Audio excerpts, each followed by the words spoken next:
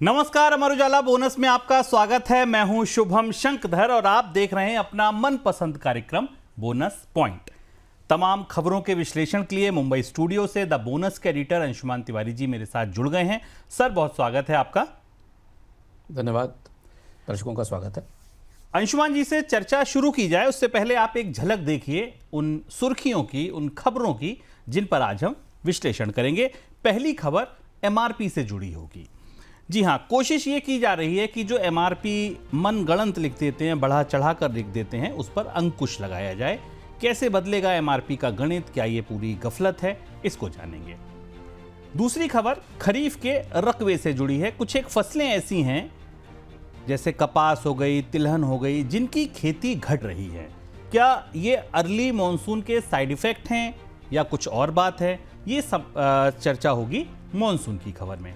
तीसरी खबर महंगाई के आंकड़ों से जुड़ी। महंगाई के आंकड़ों के भीतर क्या है? ऊपर से पढ़कर पता चला कि महंगाई 6 वर्षों के निचले स्तर पर है। आंकड़ा निश्चित तौर पर राहत देने वाला है, लेकिन इसकी भीतरी सूरत क्या है, इसका जायजा लेंगे इस खबर के विश्लेषण में। इसके बाद सोने की कीमतों ने तोड़ी गहनों की मांग। सोना लगातार रिकॉर्ड ऊंचाई पर बना हुआ है और इसकी वजह से जो गहने हैं इनकी मांग में कमी आई है। अब मांग में कमी आई है तो कहां कहां इसका इंपैक्ट है उद्योग पर, रोजगार पर, इसको टटोलेंगे। इसके बाद चीन को साधने की कवायद, क्या कुछ चल रहा है। जयशंकर केंद्रीय मंत्री जो भारत सरकार के हैं, विदेश मंत्री, उनकी चीन यात्रा में क्या कुछ चल रहा है, क्या कुछ निकल के आ रहा है, क्या कुछ संभावनाएं बनती दिख रही हैं, इस पर चर्चा करेंगे। और इसके बाद चर्चा होगी जापान के महंगे कर्ज पर। जापान की बॉन्ड यील्ड जो है वो रिकॉर्ड स्तर पर पहुंची है, जो ये बता रहा है कि कर्ज महंगा होगा और ये संकट की तरह जापान की अर्थव्यवस्था पर मंडरा रहा है। क्या कुछ यहां अपडेट है, इसको समझेंगे। एक खबर और होगी, वो डोनाल्ड ट्रंप का जो मीम कॉइन है उससे जुड़ी खबर है, उस पर भी हम आज चर्चा करेंगे। लेकिन पहली खबर, जैसा मैंने आपको बताया, एमआरपी से जुड़ी है। तो वस्तुओं की कीमत में पारदर्शिता को बढ़ाने के लिए सरकार अधिकतर रिटेल मूल्य यानी एमआरपी की व्यवस्था में सुधार का विचार कर रही है। इस सिलसिले में सरकार ने इंडस्ट्री एसोसिएशंस, उपभोक्ता की जो अलग अलग ऑर्गेनाइजेशन हैं, संस्थाएं हैं, और टैक्स अधिकारियों को मई में ही अवगत करा दिया था। अब चर्चा यह है कि सरकार चाहती है कि वस्तु उत्पादक को वस्तु का एमआरपी लिखने से जो है वो रोका जाए अगर वो ऊंचा लिख रहा है तो। सर, क्या उलझन है यहाँ और बदलाव की क्या तैयारी है? एमआरपी नीति में बदलाव का प्रस्ताव काफ़ी दिनों से लंबित है। दो महत्वपूर्ण मुद्दे आ रहे हैं। एक तो कई जगह अभी एमआरपी के साथ बारकोड का इस्तेमाल नहीं हो रहा है, जबकि उपभोक्ता मामलों का मंत्रालय और रिटेल चेन्स भी चाहती हैं कि बारकोड का सही इस्तेमाल हो। और बारकोड का इस्तेमाल करने के लिए जो एमआरपी की प्रक्रिया है उसे ट्रांसपेरेंट करना जरूरी है।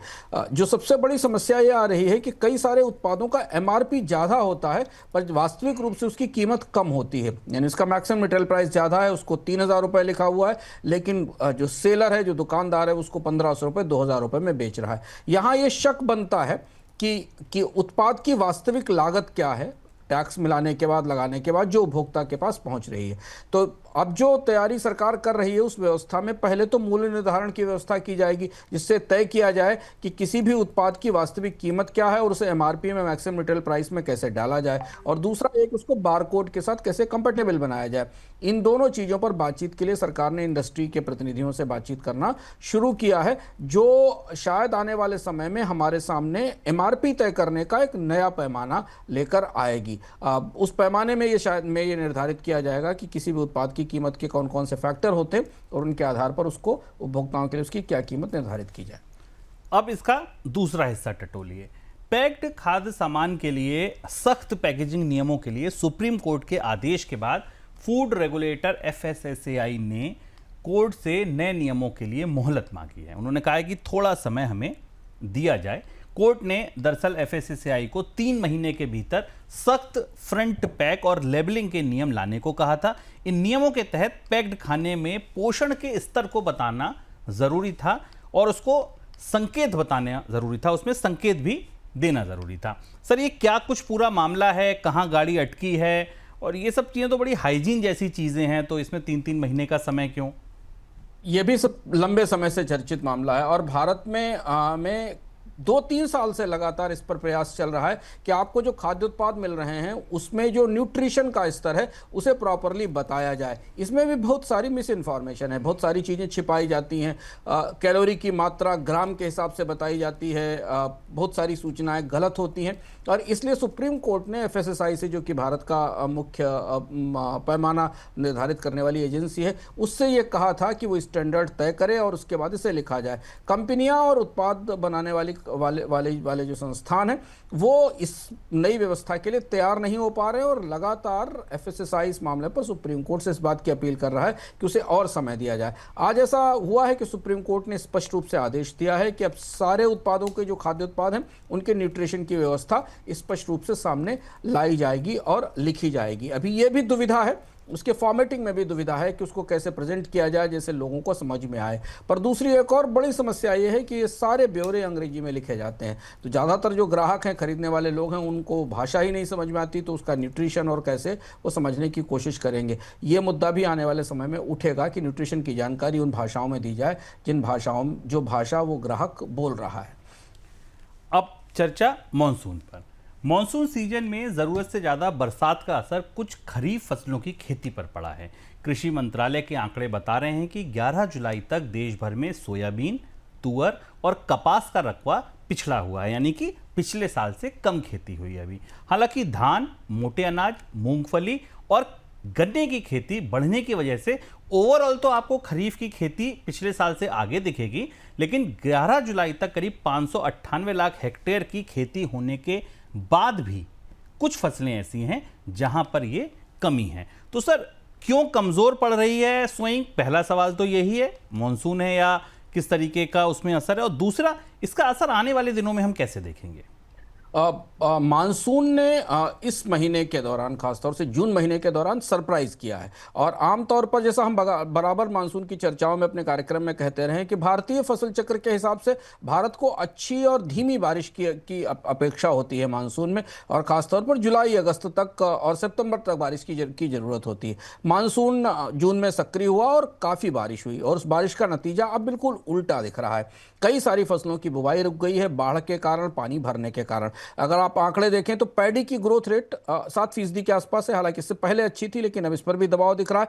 पल्सेस ठीक है, पल्सेस में भी अरहर की बुवाई में तेज गिरावट आई है, जो हमें पिछले साल की तुलना में कमजोर दिखाई दे रही। और ये एक वो फैक्टर है जो हमें आने वाले समय में दालों की महंगाई पर दिखाई देगा।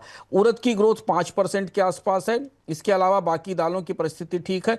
मक्के की बुआई में कमी दिखाई दे रही है और जूट और मेस्टा की बुआई में कमी दिखाई दे रही है। कुछ तिलहन की फसलें भी हैं जिनमें हमको थोड़ा सा दबाव दिख रहा है। ये परिस्थिति, चूंकि मानसून ये बुआई का सीजन है और ये देरी अब आने वाले समय में 2 चुनौतियां पैदा करेगी।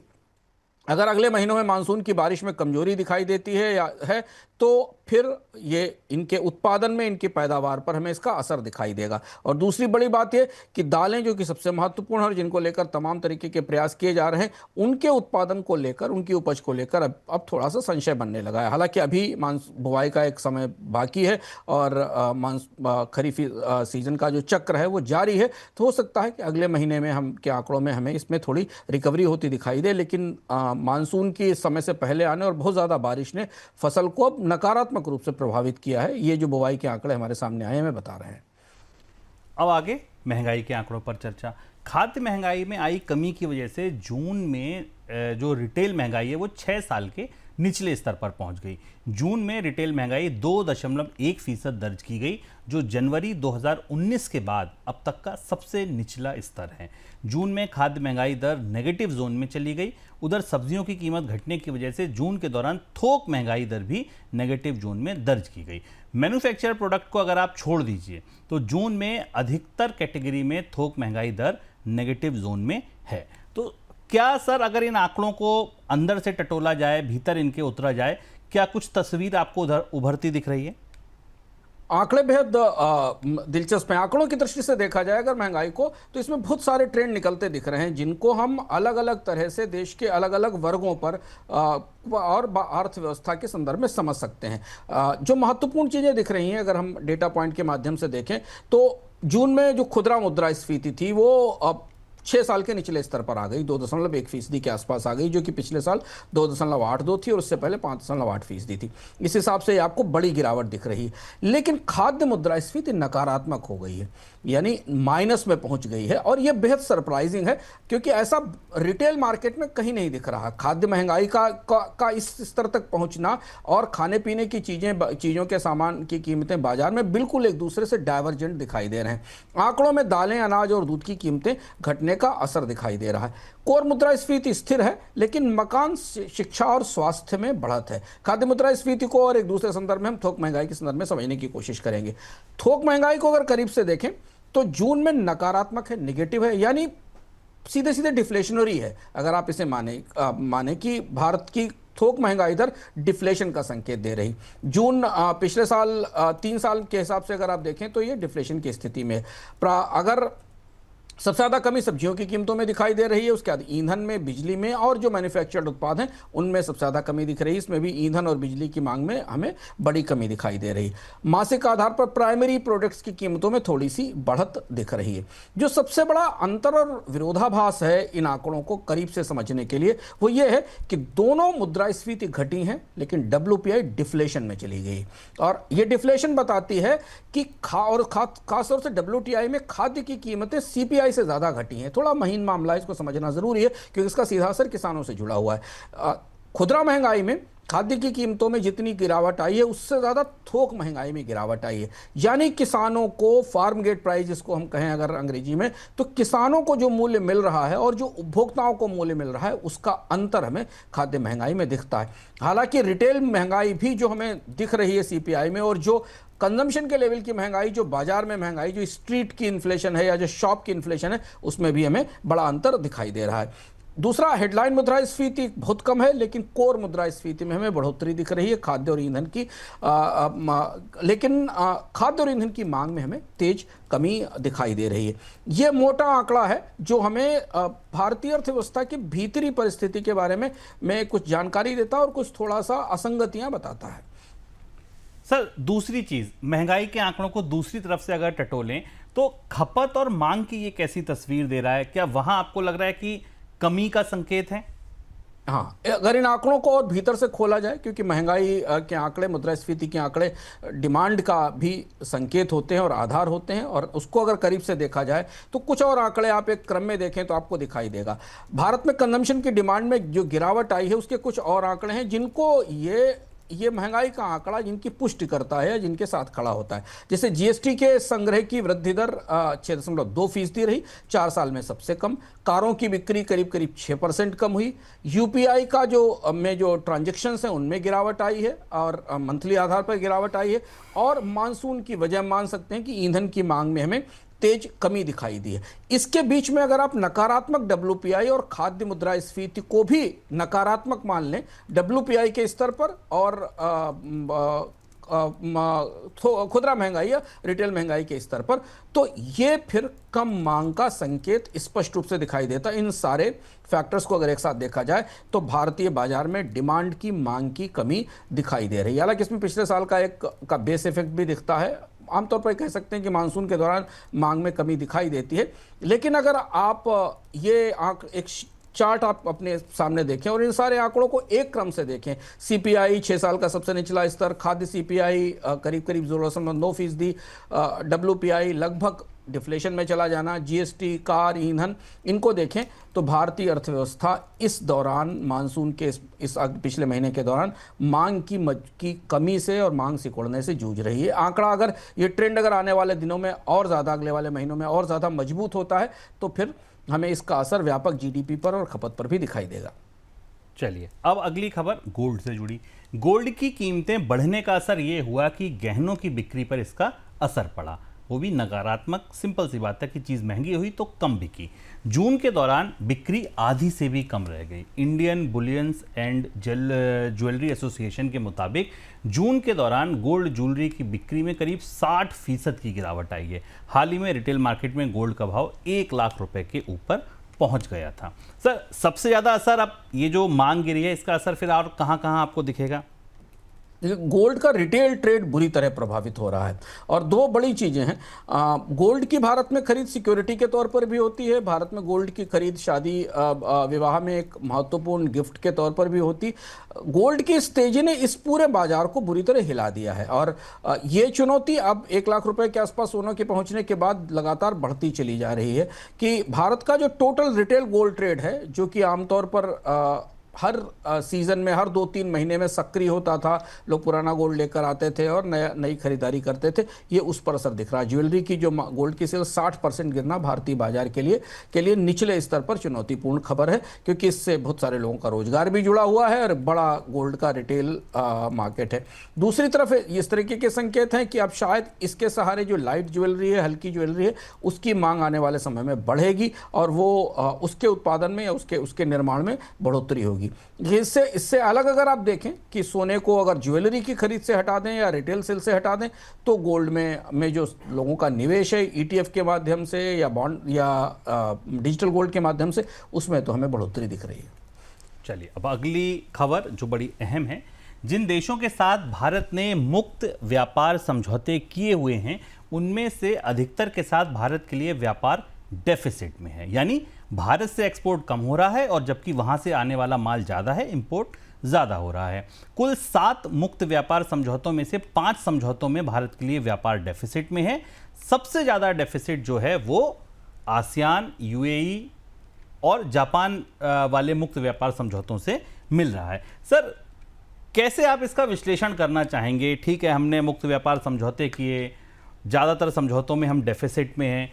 क्या आपको लगता है, किस निष्कर्ष पे आप पहुंचेंगे इन आंकड़ों को टटोलने के बाद? ये बेहद महत्वपूर्ण जानकारी है और ये हमें भारत की अर्थव्यवस्था में भविष्य के हिसाब से भी का जो रुख है उसके बारे में बहुत महत्वपूर्ण जानकारी देती है। जब भी हम एफटीए करते हैं तो बड़ा उत्साह होता है, सरकार बड़े दावे करती है कि हमने किसी देश के साथ एफटीए किया, उसकी तस्वीर सामने। पहले हमें देखें एक एक करके। आसियान का समझौता, भारत का ट्रेड डेफिसिट 45 बिलियन डॉलर के आसपास पहुंच गया है आसियान के साथ। साफ्टा केवल एक ऐसा है जो कि south Asian free trade area, जिसमें भारत के आसपास की नेपाल, मालदीव, भूटान जैसी अर्थव्यवस्था हैं जिनका बाजारी भेद छोटा है, वहां से हम पॉजिटिव स्थिति में हैं। दूसरा एक देश है मॉरिशस, जिसके साथ भारत का एफटीए, वहां हम केवल 0.5 बिलियन डॉलर के उसमें तो जो नगण्य है। बड़े ट्रेड जितने भी समझौते हुए हैं, बड़े ट्रेड एफटीए हुए हैं, उन्होंने भारत के को आयातों से भर दिया है, निर्यात से नहीं। ऐसा क्यों हुआ, इसे हम समझेंगे। पहले हम आंकड़े देखें। जापान के साथ 12 बिलियन डॉलर का ट्रेड डेफिसिट है, बैलेंस भारत के अगेंस्ट है। साउथ कोरिया के साथ करीब 15 बिलियन डॉलर का है। ऑस्ट्रेलिया के साथ, यूएई के साथ 26 बिलियन डॉलर का है। आसियान के पास दूसरा सबसे बड़ा जो लॉस है भारत को या जो व्यापार घाटा है, वो यूएई के साथ है और इसके बाद ऑस्ट्रेलिया के साथ करीब 6.9% का और ईएफटीए के साथ ओवरऑल करीब 20% का है। यूएई और ऑस्ट्रेलिया ताजे एफटीए हैं। इसमें यूएई में से गोल्ड का इंपोर्ट एक बड़ा हिस्सा है। यह हमें बता रहा है कि भारतीय अर्थव्यवस्था या भारत की सरकार एफटीए करते समय यह नहीं समझ पा रही है कि भारत की निर्यात क्षमताएं नहीं है। हम ऐसा सामान नहीं बना पा रहे हैं जो इन बाजारों में निर्यात के लिए जा सके। कॉम्पिटिटिवनेस की समस्या है, क्वालिटी की समस्या है, लेबर की कॉस्ट है, बहुत सारी और भी चुनौतियां हैं जिन वजह से हम निर्यात नहीं कर पाते हैं। एफटीए का फायदा दरअसल वो देश उठाते हैं जिनके साथ हम एफटीए करते हैं और उनका सामान उनके यहां से आने वाला आयात बाजार में होता चला जा रहा है। आसियान के ऊपर तो लगातार चर्चा चल रही थी, बल्कि बीच में पिछले साल इस बात की चर्चा थी कि भारत आसियान समझौते को रिव्यू करके इसे रोक देगा, क्योंकि भारत आसियान को उतना सामान ही नहीं बेच पा रहा है जितना सामान आसियान से भारत में आ रहा है।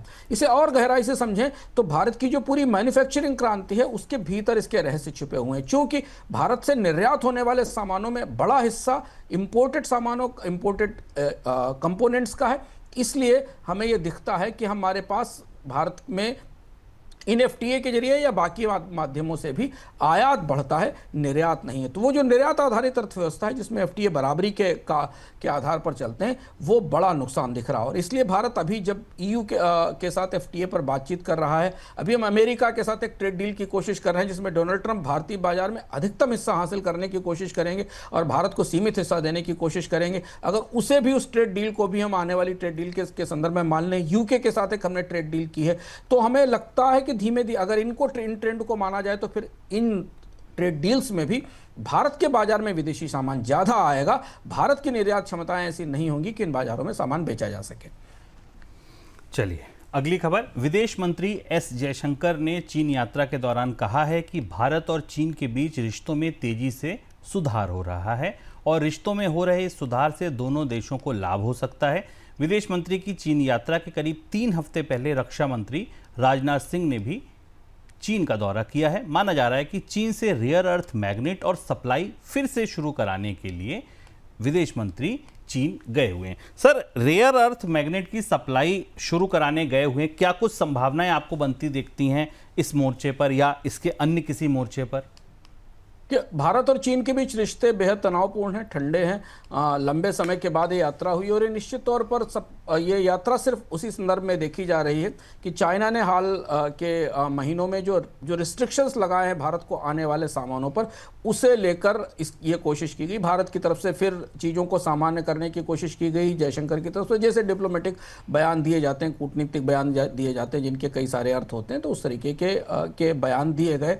मुख्य रूप से जो मुद्दा वहाँ उठा, जो बात ऑफिशियली भी कही गई, वो थी रेयर अर्थ मैग्नेट को लेकर और ट्रेड के रिस्ट्रिक्शंस को लेकर। हमें पता है कि भारतीय कंपनियों की तरफ से भी प्रतिनिधिमंडल जा चुका है, दुनिया के सारे देशों की तरफ से कोशिश की गई थी। भारत को केवल चीन ने रेयर अर्थ मैग्नेट्स की आपूर्ति नहीं की थी। उसके बाद फिर अब बाकी फर्टिलाइजर की सप्लाईज पर भी रोक लगा दी गई।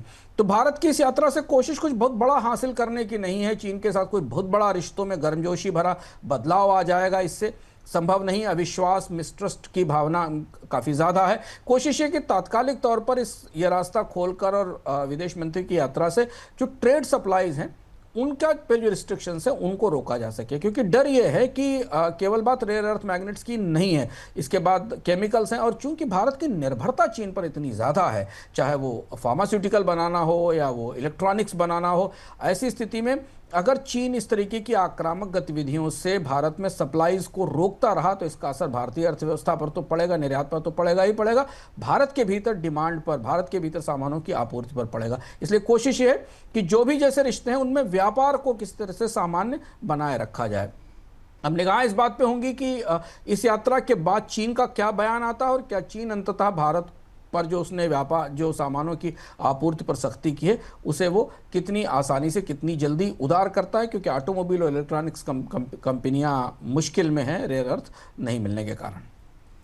चलिए, ट्रंप के टैरिफ की वजह से ग्लोबल स्तर पर व्यापार में हो रहे बदलाव के बीच चीन ने आसियान देशों के साथ व्यापार बढ़ाने के लिए नए तरीके के डील पर काम शुरू किया है। दोनों पक्ष अक्टूबर में नई ट्रेड डील फाइनल कर सकते हैं। ये डील दोनों पक्षों के बीच पुराने व्यापार समझौतों का नया संस्करण होंगे। तो सर, क्या क्या नई चीजें शामिल होंगी नए संस्करण में? ये महत्वपूर्ण घटनाक्रम है। जो परिस्थिति डोनाल्ड ट्रंप के टैरिफ के बाद बनी है और एशिया के अलग अलग देशों पर उन्होंने जो अलग अलग टैरिफ लगाए हैं, उसके बाद पूरा जो एशिया की एकजुट व्यापार प्रणाली थी, सप्लाई चेन थी, वो बुरी तरह विभाजित हुई है। और इसलिए ये चीन और आसियान की जो नई डील है, ये उसे स्ट्रक्चर करने को नए सिरे से स्थापित करने की कोशिश करती है। और ये डील 3.0 है जो बेहद महत्वपूर्ण घटनाक्रम है। चीन और आसियान की फ्री ट्रेड एरिया डील है, इसको काफ्टा कहा जाता है। इसमें 10 आसियान देश जो कि चीन से सामान खरीदते हैं और बड़ा उत्पादन करते हैं और चाइना +1 पॉलिसी का हिस्सा भी हैं। कई कंपनियां जो यहाँ उत्पादन करती हैं और कच्चा माल चीन से लाती हैं या कंपोनेंट लाती हैं, उनका केंद्र है ये उसका संस्करण है। बातचीत नवंबर में शुरू हुई थी, मई में पूरी हो गई है और अब इस महीने के अंत तक, इस साल के अंत तक इसमें हस्ताक्षर होंगे और जनवरी से शायद ऐसा माना जा रहा है कि ये नया समझौता आसियान और चीन के बीच में लागू होगा। इसमें नई चीजें जोड़ी गई हैं। इसमें डिजिटल अर्थव्यवस्था जोड़ी गई है, ग्रीन इकोनॉमी जोड़ी गई है, सप्लाई चेन पर खास तौर पर ध्यान देने की कोशिश की गई है, सीमा शुल्क और तकनीकी मानकों को जोड़ा गया है और छोटे उद्योगों के लिए सहयोग को जोड़ा गया। यह समझौता ट्रंप के नए टैरिफ के संदर्भ में क्षेत्रीय एकीकरण को और ज्यादा मजबूत करने की कोशिश करता दिखता है और बेहद ऐसे समय पर आया है जब एशिया की अर्थव्यवस्थाएं डोनाल्ड ट्रंप के साथ मुकाबले के लिए तैयारी कर रही हैं। योजना यह है कि 2025 तक करीब 40 क्षेत्रों में सहयोग बढ़ाया जाएगा, जिसमें कि डिजिटल व्यापार के आसपास होगा, डिजिटल व्यापार भी और सप्लाई चेन की मजबूती शामिल होगी। 2024 में चीन और आसियान का व्यापार करीब $1 ट्रिलियन था, जो जनवरी अप्रैल में अब करीब 331 बिलियन डॉलर हो गया, जो $1 ट्रिलियन युआन था, 331 बिलियन डॉलर के आसपास पहुंच गया। सबसे महत्वपूर्ण चीज सप्लाई चेन है। सर, इस समझौते के व्यापार के अलावा क्या आपको लगता है कोई कूटनीतिक मतलब भी है? कूटनीतिक मतलब है क्योंकि चीन को यह दिख रहा है कि अब आसियान का बाजार ही है जिसके आधार पर वो दुनिया की अर्थव्यवस्थाओं में और अमेरिका के बाजार में जो घटती पहुंच है उसको संतुलित कर सकता है। और चूंकि डोनाल्ड ट्रंप ने उस एशियन सप्लाई चेन को हिट किया है, इससे जो चीन पर निर्भर थी या चीन के साथ काम करती थी, तो इसलिए आसियान की एकजुटता को, ग्लोबल साउथ की एकजुटता को मजबूत करने की कोशिश इसमें दिखाई दे रही है। और ये डोनाल्ड ट्रंप के टैरिफ का काउंटर है जिसकी तैयारी की जा रही। और इसी के साथ हम बताते चले कि अगली बार के अर्थम में हम आपको विस्तार से यही बताने जा रहे हैं जहां से ये संधि निकली है। एशिया की जो सप्लाई चेन है, एशियन सप्लाई चेन है, वो दुनिया की सबसे बड़ी सप्लाई चेन है कई उत्पादों के मामले में, कई सेवाओं के मामले में, जिसके सामान पूरी दुनिया के बाजारों में फैले हैं। और चाइना +1 पॉलिसी के बाद इस सप्लाई चेन का एक ढांचा बदला था और अलग अलग देशों में उत्पादन क्षमताएं शामिल हुई थी, जिसमें भारत भी उसका हिस्सा था। डोनाल्ड ट्रंप के टैरिफ के बाद ये सप्लाई चेन बिखरती दिखाई दे रही है, टूटती हुई दिखाई दे रही है। वो कैसे टूट रही है और इसे कैसे रिपेयर करने की कोशिश इस डील में की गई है, और इस सप्लाई चेन में के भीतर नए टैरिफ से क्या बदलाव होगा, इस बार के अर्थम में हम आपको विस्तार से बताएंगे।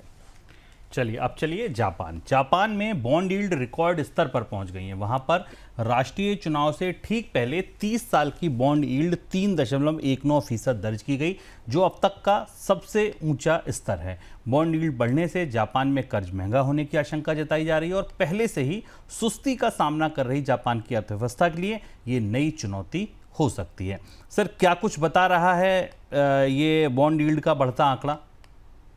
शुभम, जब भी लंबे अवधि के 30 साल के बॉन्ड्स की बॉन्ड यील्ड बढ़ती है तो ये दो संकेत देती। एक संकेत ये देती है कि निवेशकों को इस बात में भरोसा नहीं है कि देश की अर्थव्यवस्था लंबे समय तक स्थिर बनी रह पाएगी, और इसलिए वो सरकार को महंगा कर्ज देने का वादा करते हैं या देने की पेशकश करते हैं। जबकि लॉन्गर यील्ड के या लॉन्गर टर्म के बॉन्ड होते हैं उन पर आमतौर पर कर्ज दर कम रखी जाती है। और दूसरी बड़ी बात ये कि उनको इस बात की संभावना बनती दिखाई देती है कि अर्थव्यवस्था में महंगाई की चुनौती आने वाले समय में बढ़ेगी, और ये दोनों चीजें जापान की अर्थव्यवस्था में दिख रही हैं। अमेरिका के साथ टैरिफ विवाद पूरी तरह बढ़ा हुआ है, कोई समझौता नहीं हो रहा है, अर्थव्यवस्था में वैसे भी दबाव बना हुआ है। टैरिफ के कारण जापान के जो प्रमुख उद्योग हैं उनकी उत्पादन लागत बढ़ेगी और उनके लिए अमेरिका का बाजार मुश्किल हो जाएगा। और दूसरी तरफ इंपोर्ट्स बढ़ने के कारण महंगाई बढ़ी हुई है। चावल के आयात के कारण अमेरिका में महंगाई की दर में जापान में अमेरिका में महंगाई की दर में बड़ी बढ़ोतरी हुई है। और ये दोनों ऐसे फैक्टर हैं जो जापान की अर्थव्यवस्था को मुश्किल में डाल रहे हैं, और ये इसलिए पूरी दुनिया के बाजार में सनसनी है कि जापान की बॉन्ड यील्ड 30 साल के अधिकतम स्तर पर पहुंच गई है। बैंक ऑफ जापान को इसमें किसी तरह से दखल देना पड़ेगा, और ये पिछले 2 महीने में दूसरा मौका है जब जापान की बॉन्ड यील्ड को लेकर इस तरीके के खतरे के अलार्म या सायरन बजे हैं। अमेरिकी राष्ट्रपति ट्रंप के नाम पर शुरू हुए मीम कॉइन ट्रंप की बढ़ती मांग को देखते हुए क्रिप्टो एक्सचेंज इसे अपने प्लेटफॉर्म पर लिस्ट कराने में जुट गए हैं। 3 एक्सचेंजों ने कहा है कि वे ट्रंप कॉइन को लिस्ट कराने जा रहे हैं। इस कॉइन को जनवरी में राष्ट्रपति ट्रंप की शपथ से पहले लॉन्च किया गया था। व्हाइट हाउस की तरफ से यह साफ कर दिया गया कि ट्रंप कॉइन और राष्ट्रपति कार्यालय के बीच किसी भी तरीके का कॉन्फ्लिक्ट ऑफ इंटरेस्ट नहीं है। सर, किस तरीके की गतिविधियां देखने को मिल रही हैं इस मीम कॉइन को लेकर एक्सचेंजों पर या दूसरे बाजारों में? ट्रंप कॉइन को लेकर काफी चर्चा है क्योंकि इसकी सबसे बड़ी चीज है ट्रंप कॉइन लॉन्च होने के बाद सबसे तेजी से लिस्ट हुआ। जनवरी 2025 में ही इसकी लिस्टिंग शुरू हो गई थी। सारे प्रमुख क्रिप्टो एक्सचेंजेस में 1 से 4 दिन में इसको लिस्ट किया गया। शुरुआती उछाल इसमें दिखाई दिया। लॉन्च के कुछ घंटों में ये $7.10 तक पहुंच गया। 300% तक की बड़ी मार्केट कैप 8 बिलियन तक हुई और उसके बाद फिर इसमें गिरावट आना शुरू हुई। 19 जनवरी के बाद ये गिरा, अप्रैल में $7 तक की गिरावट आई और अब जुलाई में इसकी कीमत करीब करीब $9.63 के आसपास है। ट्रेडिंग वॉल्यूम भी घट रहे हैं और गिरावट भी दिखाई दे रही है। कुल सप्लाई भी केवल 1 बिलियन टोकन की है। नियम के हिसाब से 3 साल में धीरे धीरे अनलॉक होगा। 18 जुलाई को करीब 90 मिलियन टोकन अनलॉक होंगे और उसके बाद हर महीने करीब करीब 210 मिलियन टोकन अनलॉक होंगे। माना जा रहा है कि इसका बड़ा फायदा, जो पूरी सप्लाई थी उसका बड़ा फायदा करीब करीब 45 बड़े वॉलेट्स को मिला है जिन्होंने करीब $1.2 बिलियन कमाए हैं। एक्सचेंजेस ने $172 मिलियन ट्रेडिंग की फीस से कमाया है। लेकिन इसके अलावा जो 7 लाख से अधिक वॉलेट्स हैं उनको बड़ा नुकसान हुआ है। तो ट्रंप के कॉइन को लेकर अब बाजार में नए सिरे से चर्चा शुरू हुई है कि जिन एक्सचेंजेस ने इसे लिस्ट किया था, जिन वॉलेट्स ने खरीदा था, उनके लिए नुकसान का सौदा रहा या फायदे का सौदा रहा। लेकिन एक बड़ा हिस्सा रिटेल निवेशकों का है जिनके लिए अभी इसे बड़ा फायदा नहीं हुआ है। इसके अलावा भी ट्रंप की कंपनी में निवेश को लेकर एक अलग अलग निवेशकों को लेकर भी बाजार में चर्चाएं हैं और ये समझने की कोशिश की जा रही है कि डोनाल्ड ट्रंप ट्रंप कॉइन के विस्तार की अगली योजनाएं क्या हैं। चलिए, तो ये था जापान से, चीन से, अमेरिका से, भारत से, महंगाई से, थाली से लेकर आपके घर, जेब, दुकान, गहनों तक की खबरों का विश्लेषण। बोनस पॉइंट पूरी उम्मीद है आपको पसंद आया होगा। कल फिर से नई खबरें, नए विश्लेषण के साथ मैं और अंशुमान जी आएंगे। तब तक के लिए दीजिए इजाजत। आप बने रहिए अमर उजाला बोनस के साथ। नमस्कार।